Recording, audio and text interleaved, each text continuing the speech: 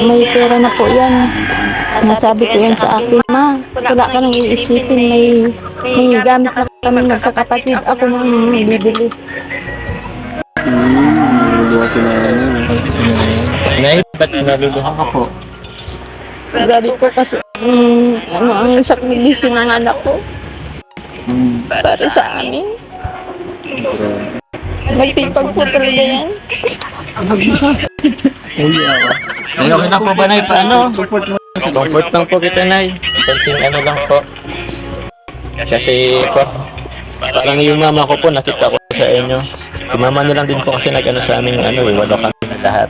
Ba't ka po na iyak, Nay? Siyempre, alam mo na po. Ano po, sa anak ko po. Gusto ko po maabot yung pangarap niya na makapag-aral po. Para po sa, sarili niya po. Kasi po, wala naman pong magulang na ayaw makapag-aral ang mga anak. Kaya yun po ang pangarap ko sa anak ko, makapagtapos po siya ng pag-aaral. Dahil para naman po yan sa kinabukasan niya. Grabe si nanay. Kaya po pala gusto ko yung tiyaga ni ni Carl. Talagang pagbakasyon po nagtatrabaho yung para pambili nilang gamit magkakapatid po. Yun, nakakanga si Carla kasi tawag nun, napaka-selfless mo. Yung tipong lahat magsasakripisyo magtrabaho, pero para sa pamilya mo, sa kapatid mo, kila mama, papa mo. Yo, what's up mga kababayan, mga kalingap? Welcome back muli sa aking munting channel. Ako po inyong host, Auriada TV, ay muling nagbabalik.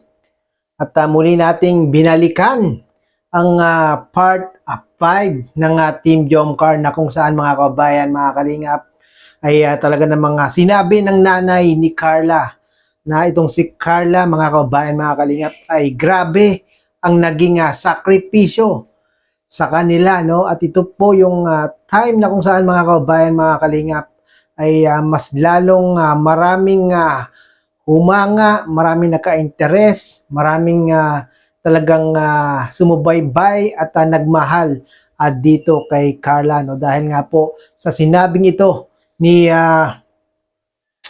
nanay ni Carla, no, na talagang ginagawa po lahat ni Carla para sa kanyang pamilya, no? Biruin nyo, kapag walang pasok sa school si Carla, mga kababayan, mga kalingap, si Carla pala ay namamasukan isang karinderya at talaga namang hindi tumitigil sa pagkatrabaho para lang po makatulong dito sa kanyang pamilya, no? At yun nga po, no, lalong ito po yung lalong nagpahanga sa mga viewers, sa mga subscribers at sa mga sumusuporta ngayon kay Carla, no? At kahit si Papa Joms talaga namang humanga din po sa sinabing ito ng nanay ni Carla. Kayo po ba mga kababayan, mga kalingap, ano po ang katangian na talaga namang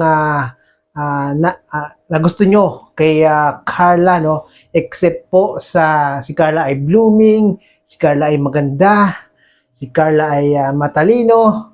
Ano pa pong mga nalalaman yung katangian ni Carla na talaga namang nagpa-hook sa inyong mga puso at damdamin? Paki-comment nga po mga kababayan, mga kalingap, no? At muli lang natin binalikan si Nariwa itong part 5 na ito, na sana ay inyo pang tawag doon, inyo pang nare-remember itong part 5 na ito, no? At sa mga hindi po nakapanood, panoorin niyo po sa mga bagong taga-subaybay po ng Team Jomcar. Ito po yung part 5 mga kababayan, na kung saan talagang sinabi ng nanay ni Carla kung ano talaga ang katangian ni Carla sa kanilang pamilya, na si Carla nga po ay talaga namang gagawin ng lahat para maibigay o para makatulong sa kanyang pamilya, no? Ika nga, si Carla ay talaga namang napaka-family oriented sa kanila. Si Carla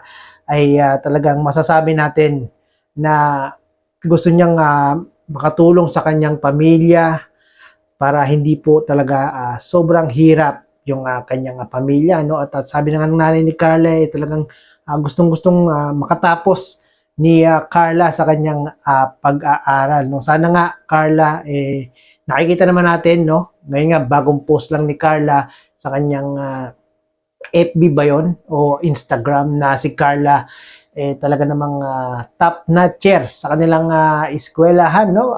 Biruin niyo yun, kahit na merong mga vlog, merong mga taping, si Carla kasama si Papa Joms, talaga namang hindi pinababayaan ni Carla ang kanyang pag-aaral at nakakakuha po siya ng mga achieve sa kanilang eskwela. At talaga namang pinapatunayan ni Carla ito na deserve niyang maging scholar ni Kalingap Rob, no, mga kababayan. Mga Kalingap, sana nga ay makapagtapos si Carla ng kanyang pag-aaral, makatulong sa kanyang pamilya, no?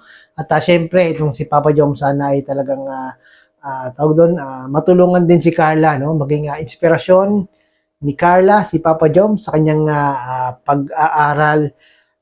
Kung malay nyo, di ba, mga kababayan, mga Kalingap, hindi natin alam ang panahon, baka si Carla at si Papa Joms ang magkatuluyan, at marami nga po ang nagnanais niya, no? Kayo, mga kababayan, mga Kalingap, nais nyo bang si Carla at si Papa Joms ang magkatuluyan someday? Paki-comment nga po, no, mga kababayan, mga Kalingap. So hanggang dito na lang po ang aking reaction video, at atin lang pong senaryo binalikan ang part 5 na kung saan talaga namang napakaraming humanga kay Carla, no? Kahit ultimo si Papa Joms napahanga nga po ni Carla, kaya naman ito si Papa Joms ay talaga namang tumindi ang silakbo ng kanyang puso at damdamin na nagkaroon talaga si Papa Joms ng nararamdaman kay Carla. Sino ba namang hindi magkakagusto kay Carla, mga kababayan, mga Kalingap? Napakaganda, napakabait, napakamatulungin sa kanyang pamilya.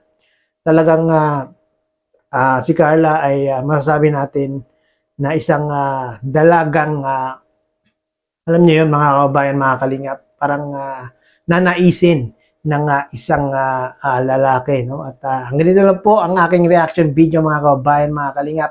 Kung nais niyo po ng maraming video patungkol sa Team Jomcar, mangyari po ay paki-subscribe po si Kalingap Rob, pakipanood po yung kanyang mga video upload sa araw-araw, na sa ganon ay mas marami pang matulungan si Kalingap Rob, katulad ni Carla, katulad ng mga ibang Kalingap Angels, at iba pa pong mga beneficiary. Sa ating hindi pag-skip ng ads, malaking tulong po ito para lang sa ganon ay mas malabak pa po yung matutulungan ni Kuya Bal at ni Kalingap Rob, no? At syempre, huwag mo natin kalimutan ang ama natin Kalingap, ang Kuya Bal Santos Matubang. Unahin nating panoorin yan, no? Hanggang dito na lang po ang reaction video ko. Bye-bye!